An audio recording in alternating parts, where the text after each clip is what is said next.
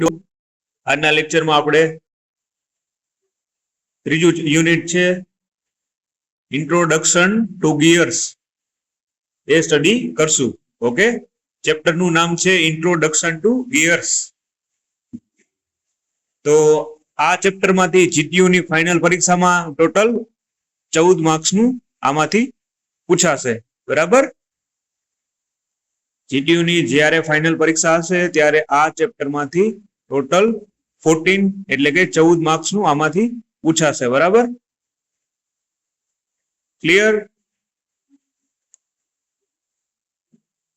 Total 14 marks નું આ chapter માંથી પૂછાશે. ક્લિયર? Introduction to gear. ચાલો પેલો પોઈન્ટ જોઈએ, state need of A gear in industry. તો આપણે જે ઉદ્યોગોમાં ગિયર્સ ની શું જરૂરિયાત છે એ સ્ટડી કરશું. તો ખાસ કરીને ઉદ્યોગોમાં ગિયર્સ નું મુખ્ય કાર્ય જે છે એ પાવર ટ્રાન્સમિટ કરવાનું છે. ઓકે, ખ્યાલ પડી ગયો બધાને? ઉદ્યોગોમાં ખાસ કરીને ગિયર્સ નું મુખ્ય કાર્ય શું હોય? પાવર ને ટ્રાન્સમિટ કરવાનું હોય. અને આની એપ્લિકેશન શ્રેણી ખૂબ વિશાળ હોય, એટલે ઘણી બધી એપ્લિકેશનમાં ગિયર્સ નો ઉપયોગ થતો હોય. ખાસ કરીને મુખ્ય કાર્ય આપણે ગિયર નું જોઈએ તો પાવર ને ટ્રાન્સમિટ કરવાનું હોય છે, જેથી કરીને જે છે એ સ્પીડ, ગતિ અસરકારી રીતે પ્રસારિત થઈ શકે. ખાસ કરીને ઓટોમોબાઈલ ના ટ્રાન્સમિશન ના મિકેનિઝમ થી લઈને યાંત્રિક ઘડિયાળો સુધી ગિયર્સ તેના અત્યંત નાના માળખાનો ઉપયોગ કરીને મોટા ટોર્કને અસરકારક રીતે પ્રસારિત કરી શકે છે. બરાબર, તો ખાસ કરીને આપણે જોઈએ તો ઓટોમોબાઈલ સેક્ટર હોય એમાં ટ્રાન્સમિશન હોય, એનો મિકેનિઝમ થી લઈને આપણે મોટી મોટી જે ઘડિયાળો હોય યાંત્રિક, બરાબર, તો એના ગિયર્સ જે છે એના આપણે એમાં નાનું ગિયર હોય તો એ ખાસ કરીને એમાં મોટા ટોર્કને અસરકારક રીતે ફેરવી શકે છે, પ્રસારિત કરી શકે છે. ક્લિયર? અને અત્યંત નાની શક્તિ પણ સરળતાથી એમાં પ્રસારિત થઈ શકે છે. બરાબર, તો ગિયરનું ખાસ કરીને જે ઓટોમોબાઈલ નું હોય મોટું ટ્રાન્સમીટર મિકેનિઝમ અને બહુ મોટી ઘડિયાળ હોય એમાં ગિયર્સના જે છે એમાં મૂકેલું હોય મોટા ટોર્કને અસરકારક રીતે ફેરવી શકે છે, પ્રસારિત કરી શકે છે. બરાબર, હવે ગિયરનો ઉપયોગ છે એ યાંત્રિક ઉપકરણોમાં મશીનોના જે ઘટકો હોય એના વચ્ચે ગતિ અને ટોર્કને સ્થાનાંતરિત કરવામાં થાય છે. બરાબર, ખાસ કરીને આ વધારે ગિયર્સ નો ઉપયોગ શું થાય કે ઇક્વિપમેન્ટ હોય, બરાબર, તો એના જે ઘટકો હોય મશીનના એના વચ્ચે ગતિ અને ટોર્ક હોય એને સ્થાનાંતરિત કરવામાં આનો ઉપયોગ કરવામાં આવે છે. બરાબર, ગિયરનો ઉપયોગ.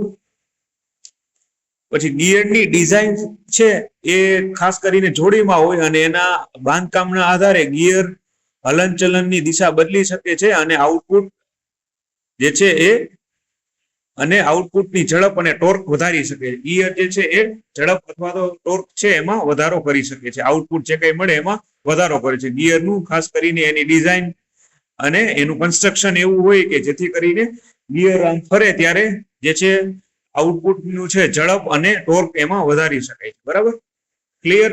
તો આ થઈ ગયું આપણું need of A gear in industry. આપણે ઇન્ડસ્ટ્રીમાં ઉદ્યોગોમાં ગિયરની શું જરૂરિયાત છે એ આટલી છે. બરાબર, જોઈ લ્યો ખાસ.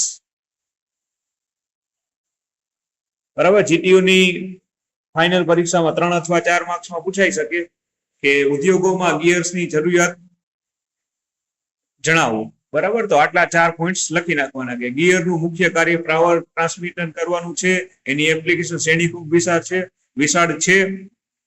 પછી ઓટોમોબાઈલનું જે ટ્રાન્સમીટર હોય એના મિકેનિઝમ થી લઈને મોટી યાંત્રિક ઘડિયાળો સુધી ગિયર્સ એના બહુ જ નાના માળખાનો ઉપયોગ કરી મોટા ટોર્કને અસરકારક રીતે પ્રસારિત કરી શકે છે અને અત્યંત નાની શક્તિ પણ સરળતાથી એમાં પ્રસારિત થઈ શકે છે. પછી ગિયર્સનો ઉપયોગ આપણે યાંત્રિક ઉપકરણોમાં મશીનના ઘટકો વચ્ચે ગતિ અને ટોર્કને સ્થાનાંતરિત કરવા માટે થાય છે. અને ગિયરની જોડીની ડિઝાઇન અને એના કન્સ્ટ્રક્શન એટલે કે બાંધકામના આધારે ગિયરની હલનચલનની દિશા બદલી શકે છે અથવા તો આઉટપુટ ની ઝડપ છે અને ટોર્ક વધારી શકે. તો આટલા જે છે એના આપણે ગિયર જે ઉદ્યોગોમાં આટલું એનું મુખ્ય કાર્ય હોય છે ગિયર્સ. ક્લિયર? જીટીયુ ની ફાઇનલ પરીક્ષામાં 3 થી 4 માર્ક્સમાં પૂછાઈ શકે કે state the need of A gear industry. બરાબર, કે ઉદ્યોગોમાં ગિયર્સની જરૂરિયાત જણાવો. તો તમારે 4 થી 5 પોઈન્ટ લખી નાખવાના, 3 અથવા 4 માર્ક્સમાં પૂછા શકે. બરાબર, ક્લિયર આટલું? હવે જોશું ઇન્ટ્રોડક્શન ટર્મ્સ. હવે થોડીક ટર્મિનોલોજી જોશી ગિયર્સમાં, જેમાં એક ટૂથ આવશે, પછી એડેન્ડમ કોને કહેવાય, પીચ સર્કલ કોને કહેવાય, hole depth, clear ratio, clearance, hall depth. બરાબર, એ જોઈએ. આ બે ગિયર્સ આપેલા છે, જેમાં દાતા બંને એક સાથે આમ ફરે, જેથી કરીને સ્પીડમાં વધારો થઈ શકે. તો પેલું જોશું ટૂથ. ટૂથ કોને કહેશું? કે આ એક છે એ ગોળાકાર અથવા સ્પર ગિયર બનાવવા માટે આનો ઉપયોગ થઈ શકે. જે છેદતી એક્સિસની, અહીંયાથી જે એક્સિસ છેદતું હોય એની સમાંતર ચાલે છે, જેનો ઉપયોગ બેવલ્ડ અથવા હેલિકલ ગિયર્સ બનાવવા, આપણે ગિયર્સના ટાઈપ જોશું, એમાં જોશું કઈ રીતના.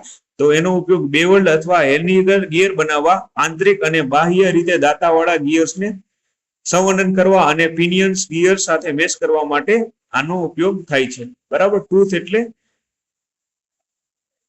જે આ દાતા છે એની એક્સિસ સમાંતર જે છેદતી હોય એના મુજબ ચાલતું હોય એને આપણે ટૂથ કહીશું. બરાબર, તો આપણે લેંગ્વેજમાં પણ લખી શકાય કે ગિયરના બે દાતા વચ્ચે જે છેદતી એક્સિસ સમાંતર લીટી હોય એને આપણે ટૂથ તરીકે ઓળખીશું.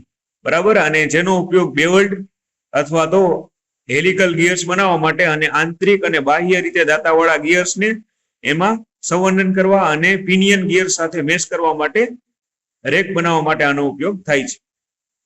બરાબર, ખ્યાલ પડી ગયો? ટૂથ્સ કોને કહેવાય? કે બે જે ગિયર્સ હોય એના દાતા વચ્ચે જે છેદતી એક્સિસની સમાંતર રેખા પર એ ચાલે છે, અને એનો ઉપયોગ બેવલ્ડ અથવા તો હેલિકલ ગિયર બનાવવામાં, આંતરિક અને બાહ્ય રીતે દાતાવાળા ગિયર્સને પિનિયન ગિયર સાથે મેચ કરવા માટે અને રેક બનાવવા માટે આનો ઉપયોગ થાય છે. ડન? ટૂથ ખ્યાલ પડી ગયું? બરાબર, આ છે ટૂથ. ઉપરનું હોય એને આપણે ટૂથ તરીકે ઓળખીશું.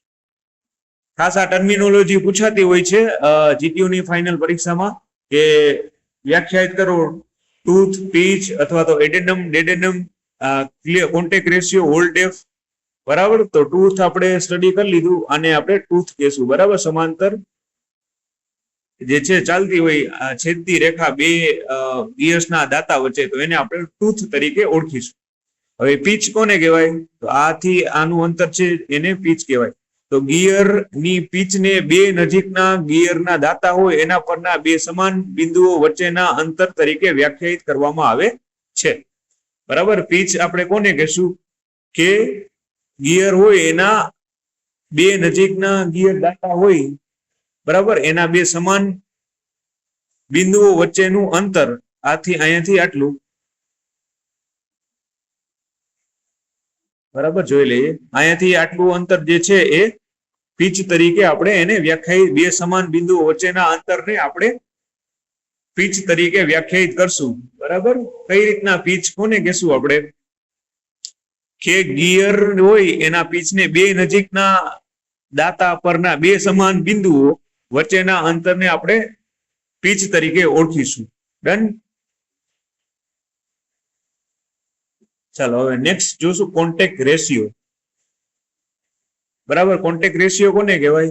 કે બે સમાંતર ગુણોત્તર એ ગિયર્સના કાર્યરત હોવાથી એકબીજાના સંપર્કમાં રહેલા દાતાની સરેરાશ સંખ્યા. બરાબર, જે આપણે સંપૂર્ણ ગુણોત્તર લીધો હોય ગિયર્સમાં કાર્યરત હોવાથી એકબીજાના સંપર્કમાં રહેલા ગિયરના દાતાની સરેરાશ સંખ્યાને આપણે કોન્ટેક્ટ રેશિયો તરીકે ઓળખીશું. બરાબર, આગળ જોઈ લઈએ કોન્ટેક્ટ રેશિયો.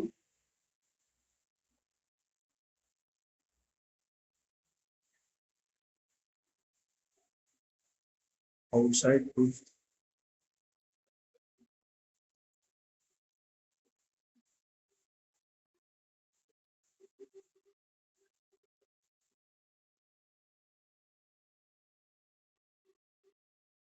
બરાબર, કોન્ટેક્ટ રેશિયો અહીંયા જે આપેલું છે એને આપણે ફરતું હોય એને કોન્ટેક્ટ રેશિયો, એટલે કે તફાવત હોય બે ગિયર્સ દાતાની સરેરાશ સંખ્યાને આપણે કોન્ટેક્ટ રેશિયો કહેશું. ક્લિયર? ચાલો, હવે બીજું છે હોલ્ડ ડેપ્થ. આ જે આપેલું છે હોલ્ડ ડેપ્થ. બરાબર, તો સંપૂર્ણ ઊંડાઈ એ દાતાની કુલ જગ્યાની ફૂલ ઊંડાઈ છે, જે પરિશિષ્ટ વત્તા ડેડેનમ સમાન છે, કાર્યકારી ઊંડાઈ વત્તા તફાવત સમાન. તો સંપૂર્ણ ઊંડાઈ જે દાતાની હોય એને આપણે હોલ ડેપ્થ તરીકે ઓળખીશું. બરાબર, એના નામ ઉપરથી જ ખબર પડી જાય. હોલ ડેપ્થ એટલે કે દાતાની સંપૂર્ણ ઊંડાઈ અને કુલ જગ્યાની ઊંડાઈ જે ડેડેનમની સમાન હોય અને કાર્યકારી ઊંડાઈ વત્તા એનો તફાવત સમાન હોય છે. બરાબર, એકદમ સિમ્પલ બધી વ્યાખ્યાઓ છે, આરામથી તમે વાંચીને યાદ રાખી શકો. બરાબર, હવે જોઈએ ક્લિયરન્સ. તો ક્લિયરન્સ કોને? એક ગિયર્સ નાના વ્યાસ અને સમાન ગમ ગિયર્સ વચ્ચે મુખ્ય વ્યાસ વચ્ચેની જગ્યા, એને આપણે કહીશું ક્લિયરન્સ.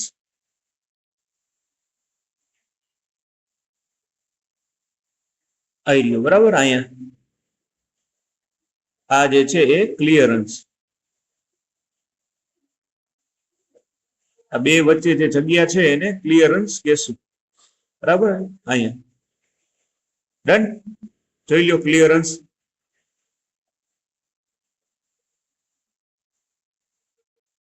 ચાલો એના વિશે જોઈ લો.